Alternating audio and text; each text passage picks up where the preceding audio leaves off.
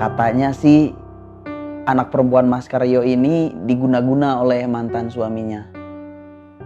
Badan saya tuh dililit ular yang gede dan melilit dengan sangat keras. Sampai-sampai saya tuh susah banget buat nafas.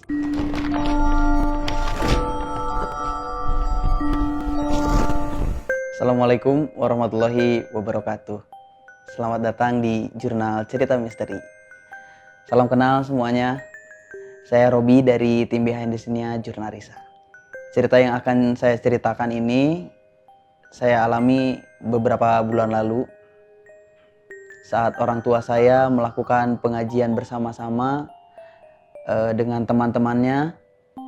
Pengajian yang ala kadarnya dilakukan di sebuah musola. Biasanya keluarga kami melakukan pengajian ini di malam Jumat. Setelah pengajian berlangsung seperti biasa, kami kedatangan tamu kala itu. Kita bisa sebut tamu tersebut adalah keluarga Pak Karyo. Dan Mas Karyo ini mempunyai seorang anak perempuan yang sudah lama sekali menderita gangguan jiwa. Menurut cerita Mas Karyo, gangguan mental yang dialami anak perempuannya ini tidaklah dari semenjak anaknya lahir, melainkan setelah beberapa tahun setelah anaknya bercerai dengan suaminya. Kondisi saat itu, anak perempuan Mas Karyo memiliki seorang bayi laki-laki. Katanya sih anak perempuan Mas Karyo ini diguna-guna oleh mantan suaminya. Meskipun saat ini suaminya sudah meninggalkan rumah yang biasanya mereka tinggali, ya bisa dibilang mereka sudah bercerai. Nah, di pengajian rutin itu pun kita turut berdoa untuk mengobati kesembuhan anaknya Pak Karyo, yang kebetulan juga anak Pak Karyo ini itu ada ikut buat pengajian. Saya pun melakukan pengajian bersama-sama dengan yang lain. Nah, hal yang janggal mulai terjadi.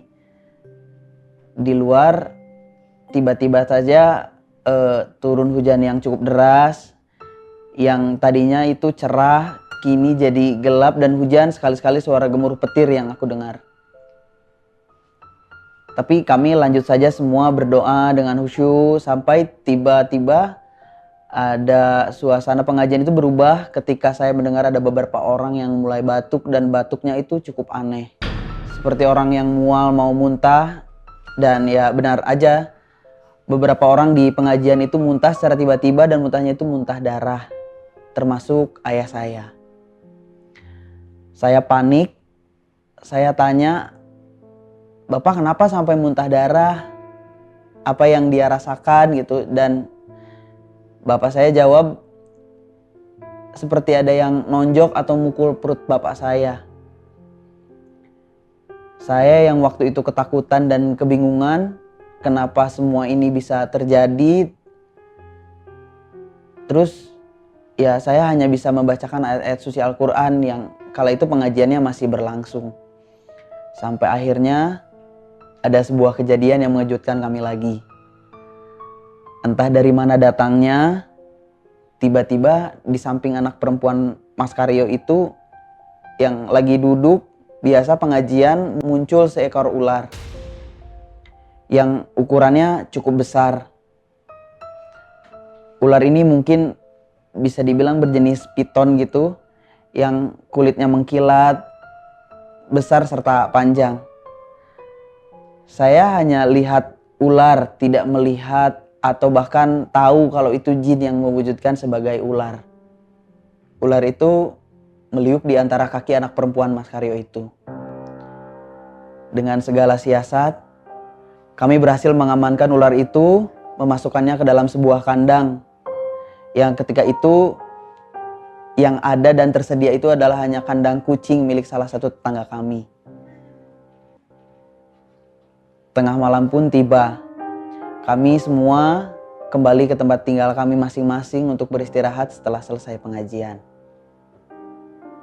Malamnya saya pulang. Bapak saya lihat sangat lelah kelihatannya waktu itu. Beliau tiduran di tempat tidur dan gak lama langsung ketiduran. Saya waktu itu pun merasa sangat-sangat lelah, kayak capek gitu setelah pengajian itu selesai. Tapi entah kenapa, meskipun capek, mata tuh sulit buat terpejam gitu, sulit buat tidur. Ditambah lagi kejadian yang tadi, saya coba berdoa sampai akhirnya saya pun bisa tidur terlelap.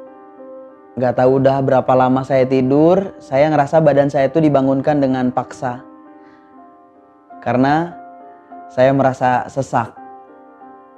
Dan ketika saya tengok, waduh, badan saya itu dililit ular yang gede dan melilit dengan sangat keras. Sampai-sampai saya tuh susah banget buat nafas. Saya coba terus berontak, sampai akhirnya sosok ular itu melepaskan saya. Nah, ular itu berjalan sangat elok seperti melenggak-lenggok dan saya itu tiba-tiba ngelihat cahaya yang sangat terang dan seketika ular itu tadi berubah jadi sosok perempuan yang memakai kebaya berwarna putih. Wajahnya yang cantik. Terus saya bilang, "Kenapa bisa ada di sini dan kenapa tiba-tiba muncul di tengah pengajian?" Dia menjawab, katanya karena dia merasa terpanggil. Sosok itu selama ini diam di rumah anak perempuan Mas Karyo itu. Sosok ini bercerita semua yang terjadi terhadap anak-anak Mas Karyo. Bahwa dia yang selama ini diam di tubuh anak Mas Karyo. Setelah itu saya langsung bangkit. Dan ternyata itu hanya mimpi. Dan keesokan harinya saya ceritain yang saya alamin tadi malam ke bapak saya. Kami pun langsung cek keberadaan ular yang tadi malam kami tangkap itu. Beberapa hari setelah kejadian itu, ular yang ada di kandang kucing masih tetap ada di situ. Dan anehnya dia tidak makan. Meskipun sudah kami berikan beberapa potong daging ayam. Dan selanjutnya, di malam-malam selanjutnya ayah saya dan beberapa teman yang memang melaksanakan pengajian bersama mengalami mimpi yang sama. Katanya sosok perempuan yang menjelma sebagai ular itu ingin pulang ke tempat asalnya. Karena merasa dia sudah seharusnya tidak ada di rumah Mas Karyo. Tapi sembari bilang akan kembali ke tempatnya, sosok perempuan tersebut meminta izin untuk mengganti pakaian. Dan di mimpi tersebut, ayah saya juga mengiyakan silahkan untuk berganti pakaian. Meskipun kondisinya saat itu saya juga tidak tahu apa maksudnya mengganti pakaian yang dia bilang. Dan tapi ternyata keesokan paginya ketika saya cek di kandang kucing tersebut, terdapat sisik-sisik ular yang baru saja mengelupas. Namun ular tersebut sudah hilang entah kemana.